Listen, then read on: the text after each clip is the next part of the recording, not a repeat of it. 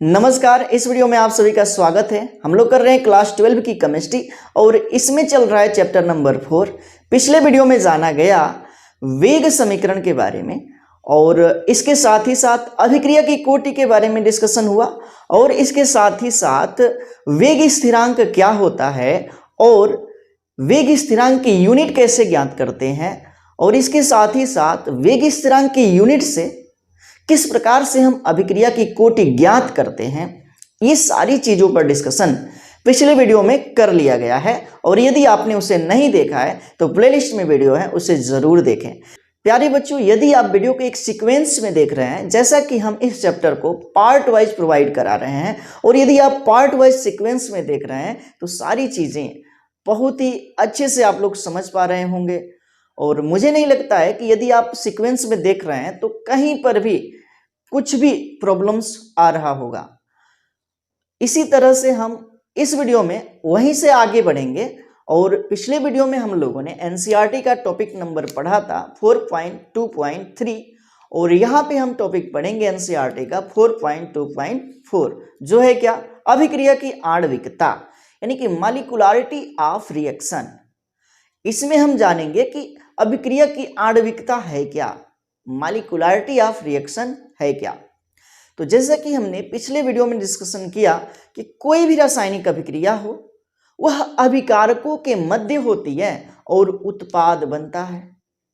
और इसके साथ ही साथ हम लोगों ने डिस्कशन किया था कि कोई भी रासायनिक अभिक्रिया हो उसको दो तरह से देखा जाता है, एक को प्राथमिक अभिक्रिया कहा जाता है और एक को जटिल अभिक्रिया कहा जाता है। प्राथमिक अभिक्रिया वे अभिक्रियाएं होती है जो कि एक ही पद में कंप्लीट होती हैं और जटिल अभिक्रियाएं वे अभिक्रियाएं होती हैं जिसको कंप्लीट होने में, पूरा होने में एक से अधिक पदों का पालन करना पड़ता है। तो यह बातें हमने पिछले वीडियो में कर रखा है और वहीं से हम इस वीडियो में आगे बढ़ेंगे। और सबसे पहले हम जान लेंगे क्या, अभिक्रिया की आणविकता। तो ये है क्या, तो कोई भी रासायनिक अभिक्रिया हो, रासायनिक अभिक्रिया में भाग लेने वाले स्पीसीज का अर्थ है परमाणु अणु या आयन। स्पीसीज एक जाति विशेष से रिलेटेड है और यहाँ पे जो जाति विशेष से पदार्थ के लिए वो क्या है, परमाणु अणु या आयन। तो कोई भी रासायनिक अभिक्रिया में भाग लेने वाले स्पीसीज के बीच एक साथ संघट्य से, संघट्य का क्या मतलब, तो एक साथ संघट्य का मतलब है कि अणुओं के बीच टक्कर, जो हम अभिकारक ले रहे हैं, जो हम स्पीसीज ले रहे हैं, उसके बीच क्या होगा, एक साथ टक्कर होगा। और इससे जो उत्पन्न अभिकारक होगा, जिसके बीच अभिक्रिया होकर के उत्पाद बनेगी, उसी अभिकारकों की संख्या को, उसी स्पीसीज की संख्या को कहा जाता है अभिक्रिया की आणविकता। अभिक्रिया की आणविकता, बातें समझ में आ गई होगी। अभिक्रिया की आणविकता है क्या, तो किसी भी रासायनिक अभिक्रिया में भाग लेने वाले स्पीसीजों के एक साथ संघट्य से उत्पन्न, रासायनिक अभिक्रिया में भाग लेने वाले स्पीसीजों की संख्या को ही क्या कहते हैं, आणविकता कहते हैं, अभिक्रिया की आणविकता कहते हैं। तो यहाँ पे हम जिस प्रकार की रासायनिक अभिक्रिया का आणविकता ज्ञात कर रहे हैं वह अभिक्रिया है प्राथमिक अभिक्रिया। ठीक है, प्राथमिक अभिक्रिया में बताया गया कि वह रासायनिक अभिक्रिया जिसको कंप्लीट होने में, पूरा होने में एक ही पद का अनुसरण करना पड़ता है, यानी कि एक ही पद से वह रासायनिक अभिक्रिया पूर्ण हो जाती है। ऐसी अभिक्रिया को प्राथमिक अभिक्रिया कहा जाता है और प्राथमिक अभिक्रिया की ही आणविकता निकाली जाती है, जटिल अभिक्रिया की नहीं। इस पर भी हम डिस्कशन करेंगे और यही चीजें हमने यहाँ पे नोट किया है। जो कुछ भी हमने बोल रखा है, क्या चीज है, तो किसी भी अभिक्रिया में भाग लेने वाले स्पीसीज, स्पीसीज का मतलब है परमाणु अणु या आयन, कि एक साथ संघट्य के फलस्वरूप उत्पन्न रासायनिक अभिक्रिया में भाग लेने वाले स्पीसीजों की संख्या को अभिक्रिया की आणविकता कहते हैं। यानी कि जो भी संघट्य के बाद जो भी स्पीसीज रासायनिक अभिक्रिया में भाग लेंगे उसी की संख्या को क्या कहते हैं, तो रासायनिक अभिक्रिया की आणविकता कहते हैं। अभिक्रिया की क्या कहते हैं, आणविकता कहते हैं। और यहाँ पे हम जिस प्रकार के रासायनिक अभिक्रिया की आणविकता का हम अध्ययन कर रहे हैं वह अभिक्रिया कौन सी है, तो अभी हमने बताया प्राथमिक अभिक्रिया है। कौन सी है, एलिमेंट्री रिएक्शन है, प्राथमिक अभिक्रिया है। तो यहाँ पे किसी का अर्थ है क्या? प्राथमिक अभिक्रिया, प्राथमिक अभिक्रिया से है। तो ये बातें याद रखनी है कि किसी का अर्थ क्या है? प्राथमिक अभिक्रिया से है। यदि प्राथमिक अभिक्रिया में एक अभिकारक भाग लिया हो, एक अभिकारक अणु भाग लिया हो, तो वह अभिक्रिया एक अणुक होती है और इसकी जो आणविकता होती है वह एक होती है। इसी प्रकार से यदि प्राथमिक अभिक्रिया में दो अभिकारक अणु भाग लिए हो तो ऐसी अभिक्रिया जो है द्विआणुक अभिक्रिया कहलाती है और इसमें जो आणविकता हो जाती है कितनी होती है? दो होती हैं। तो इसी प्रकार से हम तीन तरह की आणविकता के बारे में वर्णन करेंगे।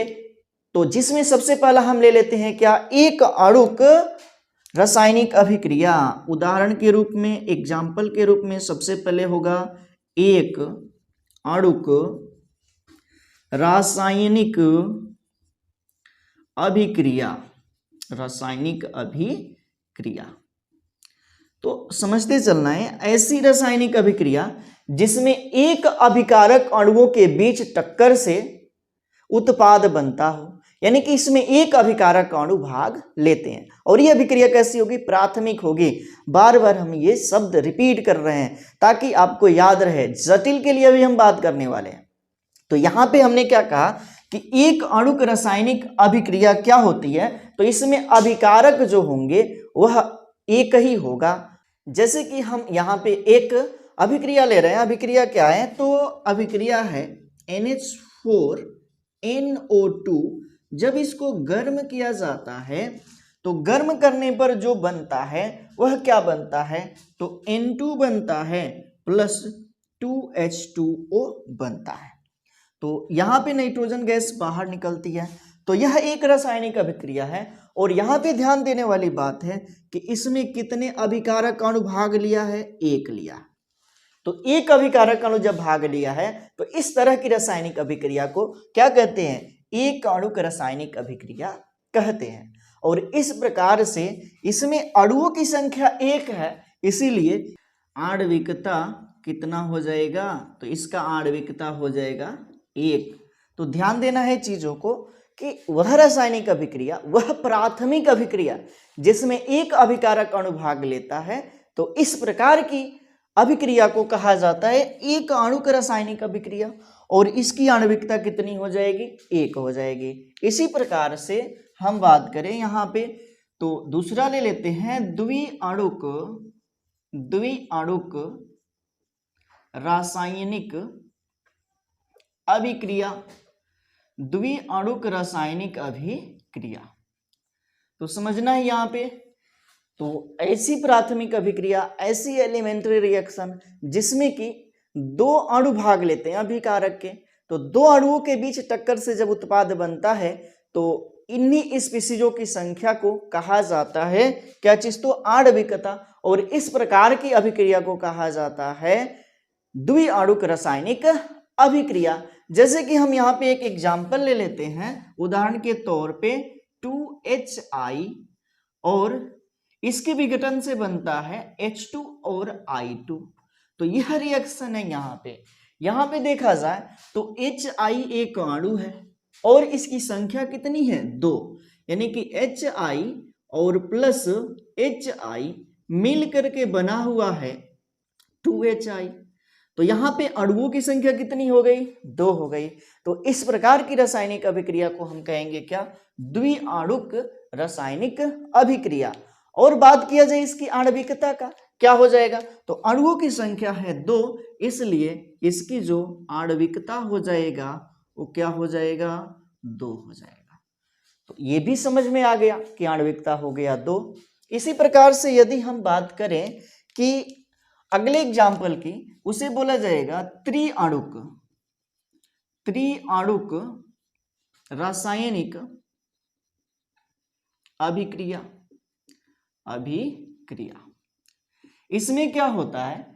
तो जब ऐसा एलिमेंट्री रिएक्शन जिसमें कि 3 अभिकारक अणु भाग ले, ऐसा एलिमेंट्री रिएक्शन जिसमें कि 3 अभिकारक अणु भाग ले, तो इस तरह के रासायनिक अभिक्रिया को कहा जाता है त्रिअणुक रासायनिक अभिक्रिया।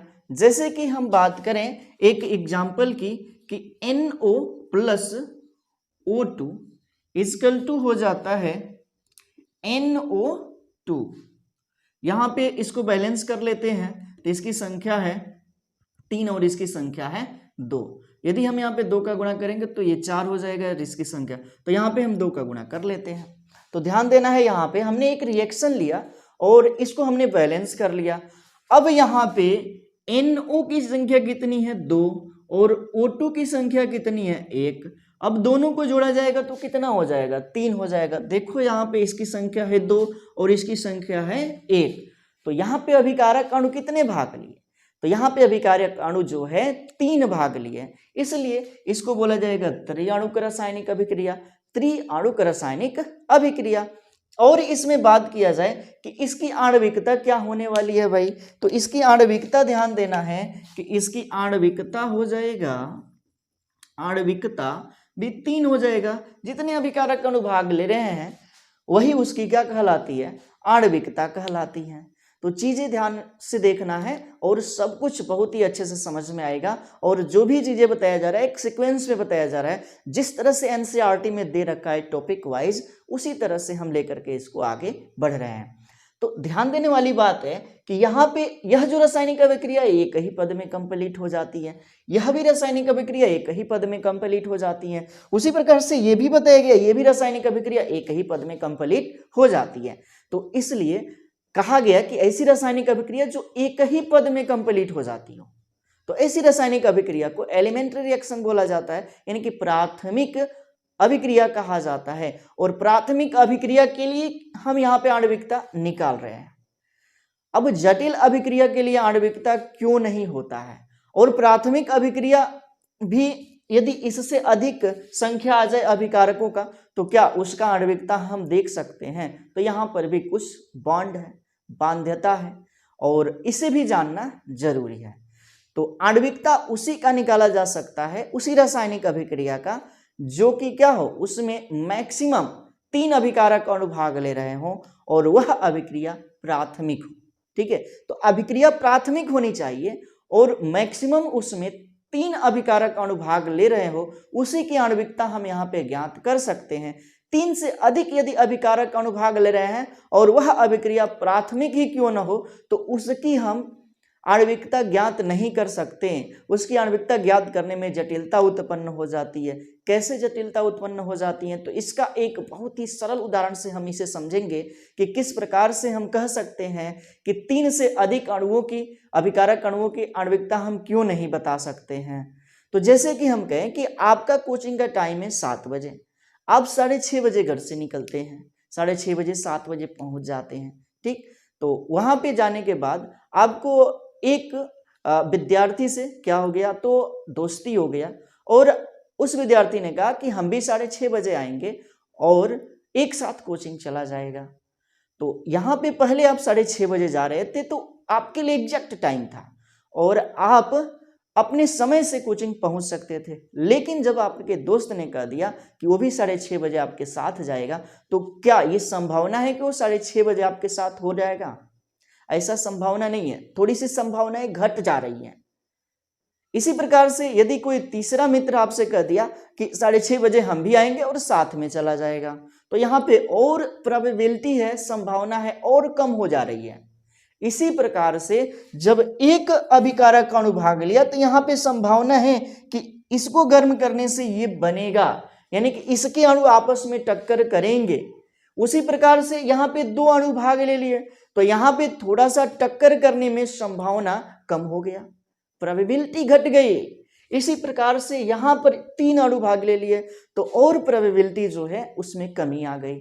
इस तरह से यदि 4 अणु लेंगे तो और कम हो जाएगा संभावना, प्रोबेबिलिटी कम हो जाएगी टक्कर करने का। इस प्रकार से क्या होगा कि यहाँ पे अभिक्रिया जटिल होती जाएंगी और इस प्रकार से हम कह सकते हैं कि 3 से अधिक अभिकारक अणु हो तो हम उसकी आणविकता नहीं ज्ञात कर सकते हैं। तो चीजें समझ में आ गई होंगी। तो यही चीज जो भी हमने कहा यही हम यहाँ पे नोट भी करेंगे अभी कि ऐसी रासायनिक अभिक्रिया जो प्राथमिक हो और इसके साथ साथ उसमें 3 से अधिक अभिकारक अणु भाग नहीं ले रहे हो, उसी की ही आणविकता हम ज्ञात करते हैं। यदि ये दोनों कंडीशन नहीं है तो उसकी आणविकता हम ज्ञात नहीं कर सकते हैं। तो हमने क्या कहा, वही चीज हम यहां पे नोट करेंगे।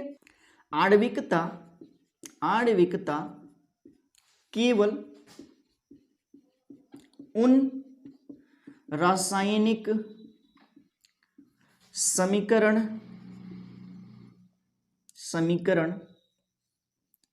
का ही ज्ञात किया जा सकता है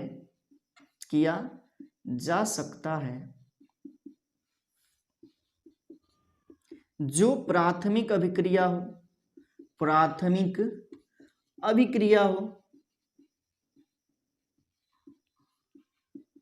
और साथ ही साथ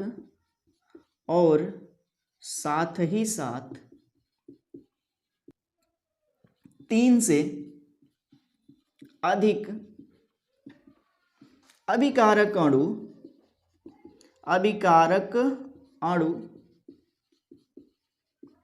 भाग न ले रहे हो।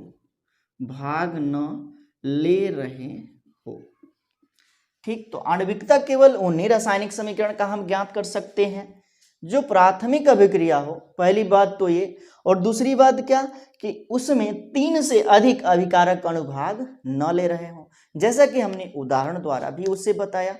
अब हम बात करेंगे जटिल रासायनिक अभिक्रिया का। किसका बात करेंगे? जटिल रासायनिक अभिक्रिया का।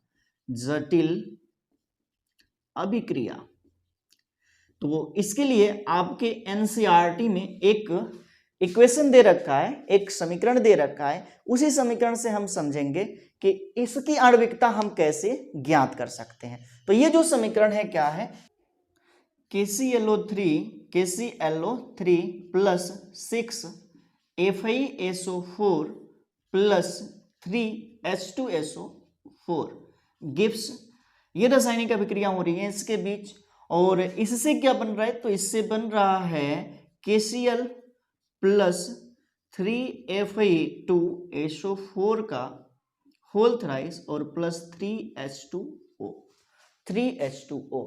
तो यहां पे हमने एक रासायनिक अभिक्रिया दिखाया। इसमें क्या है कि KClO3 plus 6 FeSO4 plus 3H2SO4, इसके बीच रिएक्शन हो रहा है और ये चीज बन रहा है, ये उत्पाद बन रहा है। तो ध्यानपूर्वक देखना है यहाँ पे कि देखा जाए तो इसमें कितने अभिकारक अणु भाग ले रहे हैं। तो इसमें अभिकारक अणुओं की संख्या है, यहाँ पे 1 है, यहाँ पे 6 है और यहाँ पे 3 है। जोड़ा जाएगा तो अभिकारक अणुओं की संख्या कितनी हो गई है? 10। तो कहेंगे क्या कि इसकी आणविकता 10 होगी? तो ऐसा संभव नहीं है। यहाँ पे इस नियम का पालन ये नहीं कर रहा है जो कि यहाँ पे बताया गया आप लोगों को। तो बात किया जाए कि इसमें 10 अभिकारक अणु है, तो क्या ये रासायनिक अभिक्रिया एक ही पद में पूर्ण हो जाएंगी? तो ऐसा नहीं है, इसके लिए कई स्टेप का अनुसरण करना पड़ेगा और इसलिए तो ये जटिल रासायनिक अभिक्रिया है। और जटिल रासायनिक अभिक्रिया तो 1 से अधिक पदों में पूर्ण होगी। और कह सकते हैं कि यहाँ पे आणविकता 10 नहीं आने वाला है। अभिकारक अणुओं की संख्या इसमें 10 है तो 10 आणविकता नहीं आएगा, कई पदों में पूर्ण होती है। तो जब कोई रासायनिक अभिक्रिया 1 से अधिक पदों में पूर्ण होती हो तो उसमें सबसे मंद पद देखा जाता है। और सबसे मंद पद में देखा जाता है कि कितने अभिकारक अणु भाग लिए हैं। तो जितने अभिकारक अणु मंद पद में भाग लिए हैं किसी जटिल रासायनिक अभिक्रिया का, वही अभिकारक अणुओं की संख्या उसकी कोटि कहलाती है, उस जटिल अभिक्रिया की कोटि कहलाती है। और यही जो संख्या होती है, जटिल अभिक्रिया की कोटि की ही संख्या जो होती है ना, वही संख्या उसकी आणविकता भी होती है। तो चीजों को समझना, यहाँ पे हमने बोला क्या कि कोई जटिल रासायनिक अभिक्रिया हो उसमें सबसे मंद पद में भाग लेने वाले अभिकारक अणुओं की संख्या ही उस जटिल अभिक्रिया की क्या कहलाती है? कोटि कहलाती है। और यही जो कोटि है उस जटिल अभिक्रिया की आणविकता होती है। तो क्या कहा हमने कि जटिल अभिक्रिया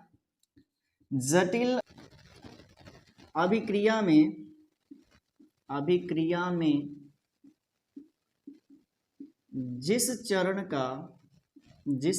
का वेग सबसे मंद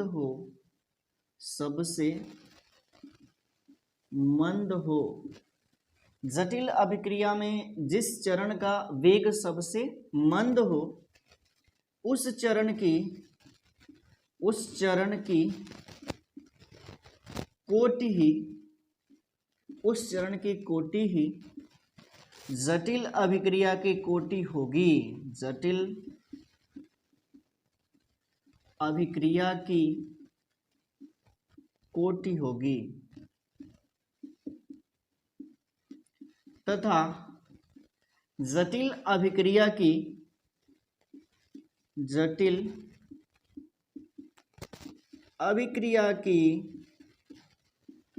कोटि ही उसकी आणविकता होगी। हाँ, तो हमने क्या कहा यहाँ पे कि जटिल अभिक्रिया में जिस चरण का वेग सबसे मंद हो, यानी कि जब जटिल अभिक्रिया है तो एक से अधिक चरणों में वह पूर्ण होगी, और जिस चरण का वेग सबसे मंद हो उस चरण की कोटि ही जटिल अभिक्रिया की कोटि कहलाएगी, और जटिल अभिक्रिया की कोटि ही उसकी क्या कहलाती है? आणविकता कहलाती है। तो यहाँ पे हमने आणविकता के बारे में जो भी जानकारी थी उसको हमने डिटेल्स में स्टडी करवाया। अब हम जानेंगे क्या अभिक्रिया की कोटि एवं आणविकता में क्या अंतर है। अभिक्रिया की कोटि एवं आणविकता में क्या अंतर है? तो अभिक्रिया की कोटि पहले हमने बता दिया है। आज हमने बताया अभिक्रिया की आणविकता। अब दोनों में डिफरेंस जान लिया जाए, अंतर जान लिया जाए, क्या अंतर है।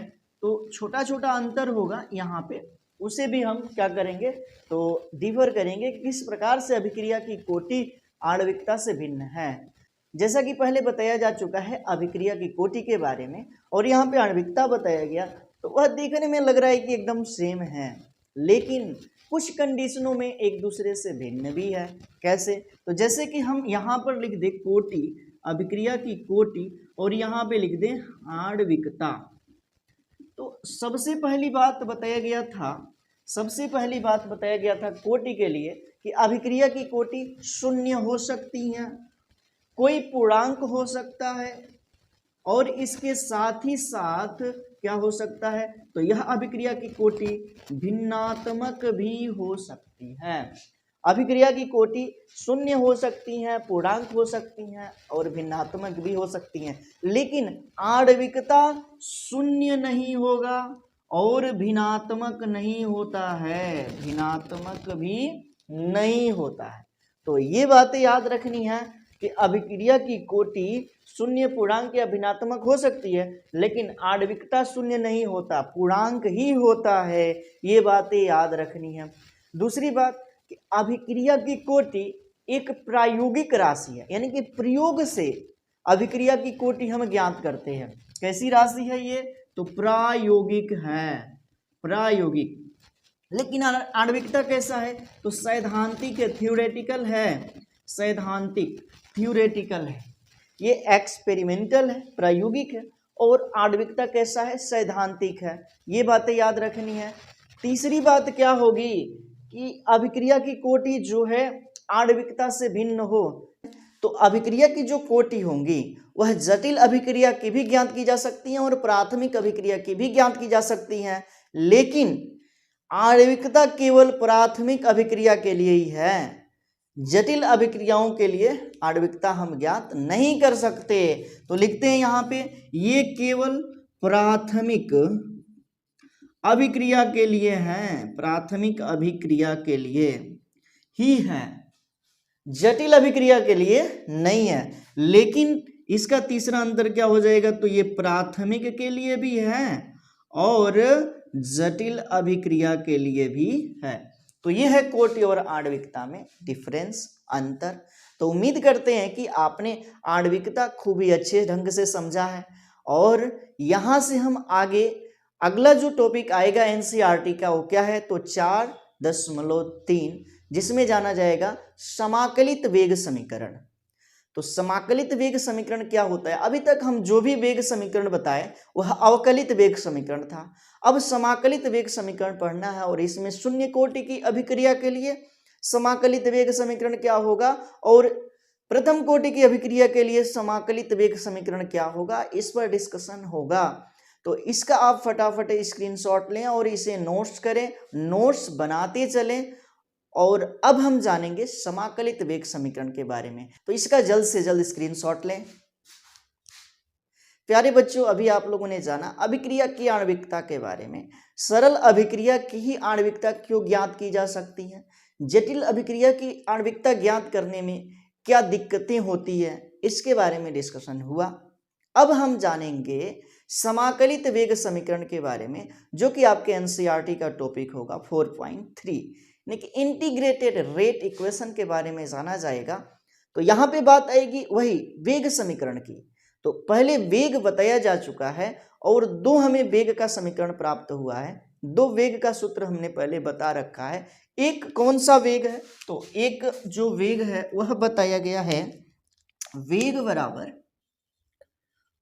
बराबर के ए की घात x b की घात y। एक तो वेग ये इस तरह से हम निकालते हैं किसी भी रासायनिक अभिक्रिया का, और दूसरा जो वेग बताया गया था वह कौन सा था, तात्कालिक वेग। क्या था, तात्कालिक वेग में ये बताया गया कि वेग बराबर dr बटे में dt, और ये था माइनस का, वेग बराबर माइनस का dr बटे में dt। ये दो चीजें बताया गया था, इन्हीं दोनों को मिलाया जाता है तो हमें वेग समीकरण प्राप्त होता है। कौन सा वेग समीकरण प्राप्त होता है, तो मिलाते हैं यहाँ पे, इसके स्थान पे ये रख देते हैं, तो माइनस का dr बटे में dt बराबर क्या हो जाएगा, बराबर हो जाएगा के a की घात x b की घात y। तो हमें यहाँ पर एक समीकरण प्राप्त हुआ, एक इक्वेशन प्राप्त हुआ, और इसी को बोला जाता है वेग व्यंजक या वेग समीकरण, और इसी को कहा जाता है अवकलित वेग समीकरण। क्या चीज, तो अवकलित वेग समीकरण, यही क्या है, तो अवकलन वेग समीकरण है, वेग समीकरण। तो अवकलन वेग समीकरण के बारे में हमने पहले बात कर लिया है। अब हम लोग जानेंगे किसके बारे में, तो समाकलित वेग समीकरण के बारे में। तो अवकलन वेग समीकरण में हम लोगों ने अभिकारकों की सांद्रता के लिए जो ग्राफ प्लॉट किया था वह ग्राफ आप लोगों को याद होगा, क्योंकि पार्ट फर्स्ट में हमने वह ग्राफ बनाया हुआ था। उसी ग्राफ को थोड़ा सा हम देख लेते हैं कि क्या ग्राफ था। यहाँ पे हमने ये जो ग्राफ है वो बनाया हुआ था, तो यहाँ पे जो है एक्स एक्सिस है और ये वाई एक्सिस है। वाई एक्सिस पर अभिकारक की, किसकी, अभिकारक की सांद्रता ली जाती है, अभिकारक की सांद्रता, और एक्स एक्सिस पर लिया जाता है समय यानी कि टाइम, ये लिया जाता है। और बताया गया था कि इसका जो ग्राफ है नीचे की ओर आता है, जैसे जैसे समय बढ़ता है अभिकारक की सांद्रता घटती है, अभिकारक की सांद्रता घटती है। तात्कालिक वेग के लिए हमें किसी क्षण विशेष पर वेग ज्ञात करना होता है किसी भी रासायनिक अभिक्रिया का। जैसे कि हम यहाँ पे समय के लिए यहाँ पे अभिलंब डालते हैं और यहाँ से लेकर के जाते हैं, तो यहाँ पे एक पॉइंट है और इस पॉइंट पर हमें वेग ज्ञात करना है। इसका मतलब है कि तात्कालिक वेग हमें ज्ञात करना है, तात्कालिक वेग या ताक्षणिक वेग। तो इसके लिए टाइम एग्जैक्ट होता है, उस समय पर अभिक्रिया का वेग क्या होगा। तो किसी एक निश्चित समय पर हम जब अभिक्रिया का वेग ज्ञात करते हैं तो उसी को कहा जाता है तात्कालिक वेग। लेकिन जब समय अंतराल पर हम अभिक्रिया का वेग ज्ञात करते हैं तो उसे कहा जाता है अभिक्रिया का वेग। जैसे कि हम यहाँ से यहाँ तक का वेग ज्ञात करें, तो यहाँ पे हमें एक ढाल मिला और इस यहाँ पे जब हम वेग ज्ञात कर रहे हैं तो यह है अभिक्रिया का वेग। क्या है, अभिक्रिया का वेग। लेकिन जब हमें इस पॉइंट पर वेग ज्ञात करना है तो इसी को कहा जाता है तात्कालिक वेग। और इसके लिए हम क्या करते हैं कि यहाँ पर एक रेखा खींच देते हैं और इसके अनुरूप हम वेग ज्ञात करने का प्रयास करते हैं। लेकिन इस तरह से वेग ज्ञात करने में बहुत अधिक दिक्कतों का सामना करना पड़ता है, और इसीलिए इसी समस्या का समाधान करने के लिए किसका यूज किया जाता है, मैथमेटिक्स में समाकलन का यूज किया जाता है। तो समाकलन से हम क्या करेंगे कि यहाँ पे ज्ञात करेंगे समाकलित वेग। अवकलित वेग तो पहले हमने बता दिया है, अवकलित वेग कैसे हम ज्ञात करते हैं, लेकिन हमें समाकलित वेग ज्ञात करना है, तो समाकलित वेग को हम यहाँ पर ज्ञात करेंगे। तो जो मैथमेटिक्स में समाकलन और अवकलन का क्या मतलब है? समाकलन का मतलब होता है छोटी छोटी इकाइयों का सम्मिश्रण। जैसे कि हम कहें कि इस पूरे बोर्ड का हमें एरिया ज्ञात करना है, तो हम क्या कर लेंगे कि सबसे पहले इसे छोटी छोटी इकाइयों में बांट लेंगे और उन इकाइयों का एरिया ज्ञात करके क्या करेंगे कि सभी एरिया को हम ऐड कर लेंगे, तब हमें जो मिलेगा उसी को कहेंगे समाकलन। क्या कहेंगे? समाकलन। और अवकलन में क्या होता है कि अवकलन में हमें पूरे बोर्ड का एरिया ज्ञात होता है और एक छोटे से पार्ट का एरिया हमें ज्ञात करना होता है, तो उसी को कहा जाता है अवकलन। और मैथमेटिक्स ने इन सभी चीज़ों को बहुत ही आसान कर दिया है और इसका कैलकुलेशन बहुत ही आसान कर दिया है। किसके द्वारा? तो अवकलन और समाकलन के द्वारा। तो यहाँ पे हम अब जो पढ़ने वाले हैं वो क्या है? तो समाकलित वेग समीकरण, जिसमें कि सबसे पहले हम किसके लिए समाकलित वेग समीकरण ज्ञात करेंगे? तो वह होगा शून्य कोटि की अभिक्रिया के लिए। देखते रहना है, सारी चीज़ें बहुत ही अच्छे से समझ में आएगी। और यहाँ पे हम ज्ञात करेंगे क्या? शून्य कोटि की अभिक्रिया। शून्य कोटि की अभिक्रिया, शून्य कोटि की अभिक्रिया के लिए क्या करना है हमें? तो समाकलित वेग समीकरण ज्ञात करना है। और ये आपका एनसीईआरटी जो टॉपिक है वो कौन सा टॉपिक है? तो एनसीईआरटी जो टॉपिक है वह है कितना? तो 4.3.1। तो शून्य कोटि की अभिक्रिया के लिए हमें समाकलित वेग ज्ञात करते हैं। तो सबसे पहले हम मान लेते हैं कि हमारे पास एक रासायनिक अभिक्रिया है। एक रासायनिक अभिक्रिया है। कौन सी अभिक्रिया है? तो वही जो हम पहले यूज करते आ रहे हैं। तो माना, लिख देते हैं, माना एक अभिक्रिया है। अभिक्रिया है। कौन सी अभिक्रिया है? तो वही वाली अभिक्रिया हम यूज करेंगे कि अभिकारक से बन रहा है उत्पाद। अभिकारक से क्या बन रहा है? उत्पाद बन रहा है। और अभिकारक के लिए हम क्या यूज करते हैं? R, और उत्पाद के लिए यूज करते हैं P। तो इसके लिए अभिक्रिया का वेग क्या हो जाएगा? तो इसके लिए वेग हो जाएगा जो कि हमने पहले ज्ञात किया हुआ है। वेग हो जाएगा वेग बराबर K और R की घात N। R की घात N, ये इसके लिए वेग हो जाएगा। अब अभिक्रिया कौन सी है? शून्य कोटि की अभिक्रिया है। तो पता है चूंकि अभिक्रिया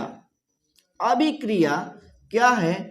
तो अभिक्रिया शून्य कोटि की है। शून्य कोटि की है, अर्थात हम कहेंगे कि यहां पर जो n का मान है वो क्या है? शून्य है। जब n का मान शून्य है तो यहाँ पे क्या करेंगे? n के मान को यहाँ पे अप्लाई करेंगे, तब वेग बराबर हो जाएगा। वेग बराबर हो जाएगा क्या चीज? तो k और r की घात 0। अब किसी भी वस्तु का घात यदि 0 लग जाता है तो क्या होता है? उसका मान 1 हो जाता है। तब यही हो जाएगा कि वेग बराबर क्या हो जाएगा? तो वेग बराबर हो जाएगा k, और k क्या है? स्थिरांक है। क्या है? स्थिरांक है। तो यहाँ पे वेग बराबर हमें मिल गया स्थिरांक। इसको बना लेते हैं समीकरण नंबर 1। इसको बना लेते हैं समीकरण नंबर 1। और उसके बाद से हमें इस वेग को भी देखना है, क्योंकि यहाँ पे तात्कालिक वेग के लिए ही हम ये काम कर रहे हैं और हमें समाकलित वेग समीकरण ज्ञात कर रहे हैं। किसका? तो शून्य कोटि की अभिक्रिया का।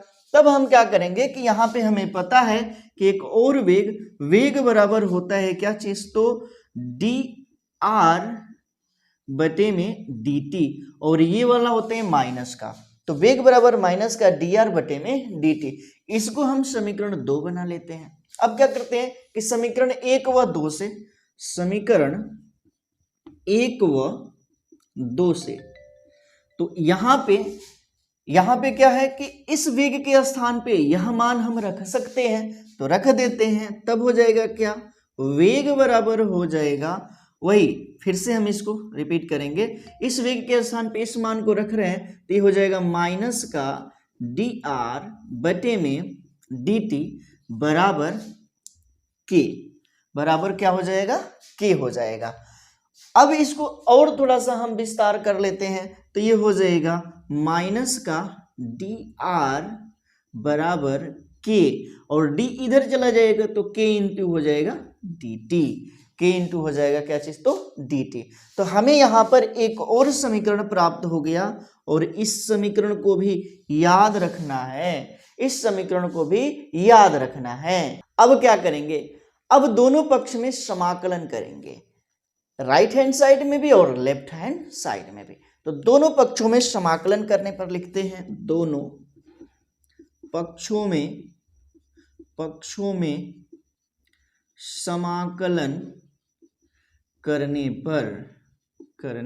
पर यानी कि इसमें भी समाकलन करेंगे और इसमें भी समाकलन करेंगे, यानी कि इंटीग्रेशन का चिन्ह लगाएंगे। किसका, तो इंटीग्रेशन का लगा देते हैं यहाँ पे।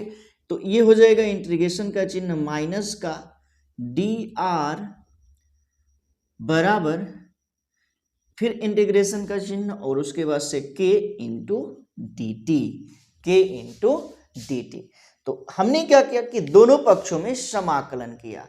अब क्या करेंगे, तो अब हम करेंगे यहां पर समाकलन का एक फार्मूला यूज, और उसे आपको ध्यानपूर्वक देखना है और उस फार्मूले को याद रखना है। यदि आप उस फार्मूले को याद रखते हैं तो समाकलन आप बहुत ही आसानी से कर पाएंगे। और यहाँ पे जो यहाँ पे चल रहा है अभिक्रिया की कोटि का समाकलित वेग समीकरण, उसे भी बहुत ही अच्छे से आप समझ पाएंगे।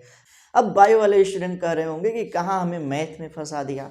तो बायो वाले स्टूडेंट अपना पेशेंस दिखाना है, धैर्य रखना है, और जो भी चीज़ें बताई जाएंगी यहाँ पे आपके समझ से बाहर का नहीं होगा, आप बहुत ही अच्छे से समझेंगे। और कुछ यहाँ पे हम फार्मूले यूज करेंगे और उसको यदि आप समझ गए तो ये सारा चीज़ आप कर ले जाएंगे, और इसमें मैथ के स्टूडेंट को तो कोई असुविधा हो नहीं रही होगी।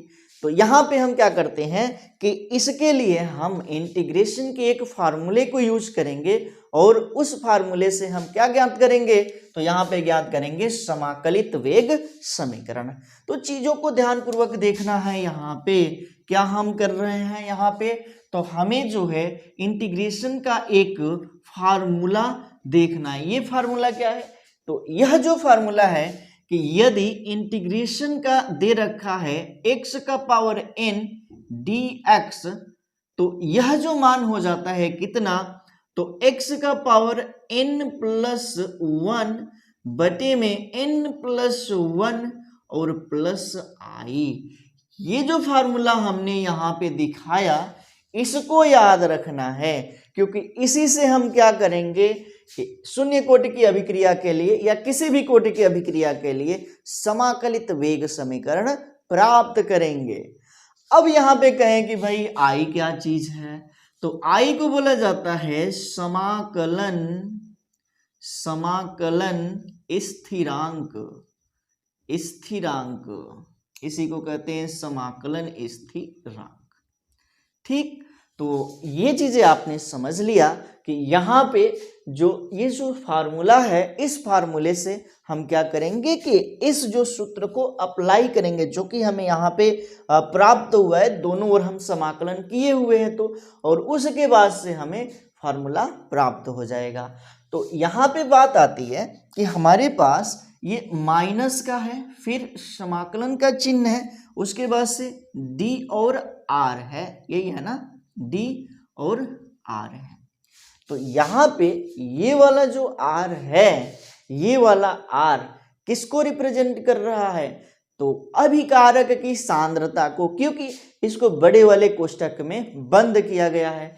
अब बात किया जाए कि dr इस dx के बराबर है, समान है, लेकिन x का पावर n क्या है, तो जो यहाँ पे x है यहाँ पे वह काम r कर रहा है। इसका मतलब है कि यहाँ पे हमें r को ऐड करना पड़ेगा।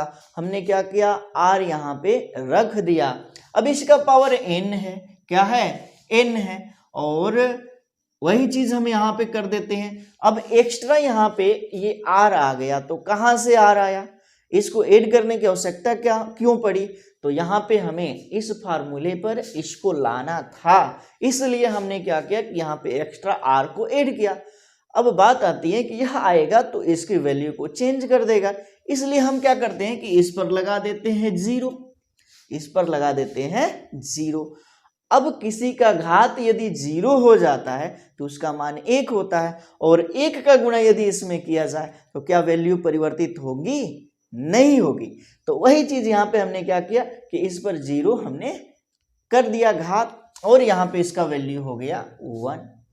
उसके बाद से हम क्या करते हैं कि बराबर ये वाला जो है इसको हम फिट करते हैं, तो इसमें से k को बाहर निकाल लेते हैं और फिर इंटीग्रेशन का चिन्ह हो जाएगा, और बोला गया क्या है यहाँ पे dt है।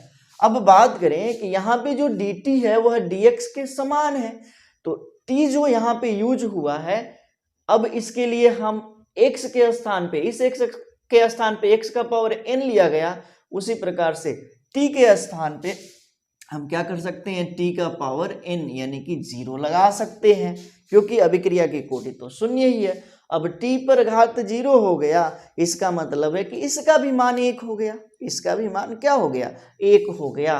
अब ये जो फार्मूला हमें बना वह इसी पर आधारित है कि नहीं? तो चीजें बहुत ही आसान है, बस समझने की बात है। यदि आप समझ गए तो इसे आप बहुत ही अच्छे से कर पाएंगे। तो यहाँ पे क्या करते हैं कि पता है कि इतने का मान इतने के बराबर है, तब हो जाएगा बराबर माइनस का r की घात n+1 बटे में n+1 प्लस क्या है i है। तो यह जो i है इस यहाँ पर भी यूज होगा, इसलिए इसको हम i1 कर लेते हैं, बराबर ये हो जाएगा k, और यहाँ पे लिख देते हैं t की घात n+1 और बटे में क्या हो जाएगा, तो बटे में यहाँ पे हो जाएगा n+1 प्लस i2। अब यहाँ पे n क्या है, तो n आपकी अभिक्रिया की कोटि है, और n का मान कितना है, 0 है। तो वही चीज यहाँ पे अप्लाई करेंगे, तो ये हो जाएगा माइनस का r की घात 0+1 बटे में 0+1 plus i1 is equal to k t की घात 0+1 बटे में 0+1 प्लस i2, यही होगा ना, प्लस i2। तो यहाँ पे देखना है कि यदि हम 0+1 करते हैं तो 1 ही आएगा, और r की घात यदि 1 है, किसी का भी घात 1 है तो वैल्यू वही रहती है, चेंज होती नहीं है। यदि हम 1 का भाग दे दें यहाँ पे, तो यहाँ पर भी वैल्यू में कोई परिवर्तन नहीं होगा। तब ये जो समीकरण हो जाएगा क्या हो जाएगा, तो माइनस का r प्लस i बराबर k और kt प्लस i2। यहाँ पे i1 है और ये है i2। यदि हम बात करें कि इस i को इधर लेकर के जाएं तो ये हो जाएगा माइनस का r बराबर kt plus i2 minus i1, ये इधर गया तो क्या हो गया, i1 हो गया। अब ये क्या है, तो ये बोला गया कि स्थिरांक है, स्थिरांक है, तो इसके स्थान पे हम एक ही i यूज कर सकते हैं। तब हो जाएगा ये माइनस का r बराबर kt प्लस i। यहाँ पे हमें एक ये फार्मूला प्राप्त हो गया, और इसको हम फार्मूला बना लेते हैं, कौन सा, तो 3। फार्मूला नंबर कौन सा, तो 3। तो यहाँ पे हमें समीकरण 3 भी प्राप्त हो गया, और पहले हमने समीकरण 1 और 2 ज्ञात कर रखा है। तो अब हम यहाँ पे क्या करेंगे कि टाइम की अलग अलग कंडीशन लगाएंगे, और पता है कि जैसे जैसे टाइम आगे की ओर बढ़ता है अभिकारक की सांद्रता में आती है कमी, यानी कि अभिकारक की सांद्रता परिवर्तित होती है। तो वही चीज लगाया जाएगा, क्या चीज, यदि हम t बराबर कर लें 0, यहाँ पे समय 0 किया जाए, तो अभिकारक की जो सांद्रता है, r की जो सांद्रता है हो जाती है क्या, तो r0, क्या है, तो r0। अब यही चीज हम समीकरण 3 में लगाएंगे, क्या चीज, तो t बराबर 0 लगा लेते हैं और r के स्थान पे r0 लगा लेते हैं। तब क्या होगा, तो देखना है यहाँ पे कि ये हो जाएगा माइनस का आर नॉट बराबर के, और यहाँ पे क्या है 0, टी के स्थान पे हमने क्या किया 0 लगाया और प्लस हो गया आई, तब ये क्या हो जाएगा, तो माइनस का आर नॉट बराबर ये हो जाएगा क्या, तो ये हो जाएगा 0 और ये हो जाएगा प्लस आई, क्या हो जाएगा आई। तो यहाँ पे आई का मान आ गया आर नॉट, क्या आ गया आर नॉट। अब क्या करेंगे, आई के मान को हम किस में लगा देंगे, समीकरण 3 में। तो यही चीज क्या करते हैं कि समीकरण 3 में आई का मान रखने पर तो समीकरण 3 में हम आई का मान रख देते हैं, तब हमें समीकरण प्राप्त हो जाएगा क्या, तो माइनस का आर बराबर के टी प्लस हो जाएगा क्या चीज, तो आई, और आई का मान कितना है माइनस आर नॉट, तो लगा देते हैं यहाँ पे, तो ये हो जाएगा माइनस और आर नॉट। तो यहाँ पे हमें ये प्राप्त हो गया। अब क्या करते हैं कि आर और आर नॉट को एक पास लेकर के आते हैं, तब देखते हैं कि क्या होने वाला है। तो जगह तो है नहीं दिखाई, तो अब देगा नहीं यदि हम नीचे लिखेंगे। तो इसके लिए हम क्या करते हैं कि ये थोड़ा सा एरिया साफ करते हैं, और आपको थोड़ा सा स्क्रीनशॉट लेना है ताकि समझने में आसानी रहे। तो इसको हम यहाँ से हटाते हैं, इसको यहाँ से हम क्या कर लेते हैं, हटा देते हैं। ये समझ में आ गया होगा। तो हमारे पास पता है क्या, तो माइनस का आर बराबर के टी माइनस आर नॉट, यही है। इसको यदि हम इधर लेकर के आते हैं तो ये इधर आएगा, तो हो जाएगा क्या, तो आर नॉट माइनस आर बराबर के टी, यही होने वाला है ना। तो के बराबर क्या हो जाएगा, तो के बराबर हो जाएगा आर नॉट माइनस आर और बटे में टी। तो यहाँ पे हमें जो ये समीकरण प्राप्त हुआ, इसी समीकरण को कहा जाता है समाकलित वेग समीकरण। क्या कहेंगे इसको, समाकलित वेग समीकरण। क्या है, तो के बराबर आर नॉट माइनस का आर बटे में टी। इसको हम कोष्टक में क्यों रख रहे हैं, तो बार बार बताया जा रहा है कि यहाँ पे ये अभिकारक की सांद्रता को प्रदर्शित कर रहा है। किसे प्रदर्शित कर रहा है, अभिकारक की सांद्रता को। तो चीजें समझ में आ गई होंगी यहाँ पे। और हमने निकाल लिया क्या, शून्य कोटि की अभिक्रिया के लिए समाकलित वेग समीकरण। जैसे कि हम उदाहरण दे दें कि कौन सी ऐसी अभिक्रिया है जो शून्य कोटि की अभिक्रिया है, और उसे हम शून्य कोटि की अभिक्रिया कहेंगे। तो जैसे कि अमोनिया, यहाँ पे अमोनिया है और इसका सूत्र NH3 होता है, और इसका हमें विघटन करना है। तो क्या किया जाता है कि प्लेटिनम की जाली पर 1130 केल्विन ताप दिया जाता है और अमोनिया गैस प्रवाहित किया जाता है। तो यह अपने अवयवों में टूट जाता है। क्या मतलब कि जब अमोनिया को 1130 केल्विन ताप पर प्लेटिनम की जाली पर प्रवाहित किया जाता है, तो यह नाइट्रोजन गैस में और हाइड्रोजन गैस में क्या हो जाता है, विघटित हो जाता है। यहाँ पे यदि बैलेंस करना चाहे तो नाइट्रोजन तो यहाँ पे 2 का गुणा कर लेते हैं, यहाँ पे कर लेते हैं कितने का, 3 का। तो ये बैलेंस हो गया। और यह जो अभिक्रिया यहाँ पे लिखी गई है, यह अभिक्रिया कैसी है, तो शून्य कोटि की अभिक्रिया है। कहने का ये मतलब है कि यहाँ पे n का मान कितना है, तो 0 है। तो चीजें यहाँ तक आप लोगों ने समझा।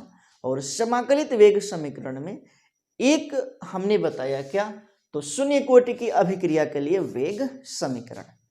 अब नेक्स्ट वीडियो में इससे रिलेटेड जो ग्राफ आएगा, उस ग्राफ को देखा जाएगा। शून्य कोटि की अभिक्रिया का समाकलित वेग समीकरण का ग्राफ देखा जाएगा, और इसके साथ ही साथ प्रथम कोटि की अभिक्रिया के लिए समाकलित वेग समीकरण ज्ञात किया जाएगा। तो यहाँ पे जो चीजें बताई गई हैं, ये आपको बहुत ही अच्छे से समझ में आया होगा। और ऐसा कुछ था ही नहीं कि जो समझ से बाहर हो, और बहुत ही अच्छे तरीके से बताने का प्रयास किया गया है। और उम्मीद भी करते हैं कि आप लोग बहुत ही अच्छे से इसे समझ पाए होंगे। तो अगले वीडियो में अब हम जानेंगे शून्य कोटि की अभिक्रिया के लिए ग्राफ और इसके साथ ही साथ प्रथम कोटि की अभिक्रिया का समाकलित वेग समीकरण। तो मिलेंगे अगले वीडियो में, तब तक के लिए thank you, thanks for watching. जुड़े रहें नारायण सर क्लासेस के साथ। Good bye.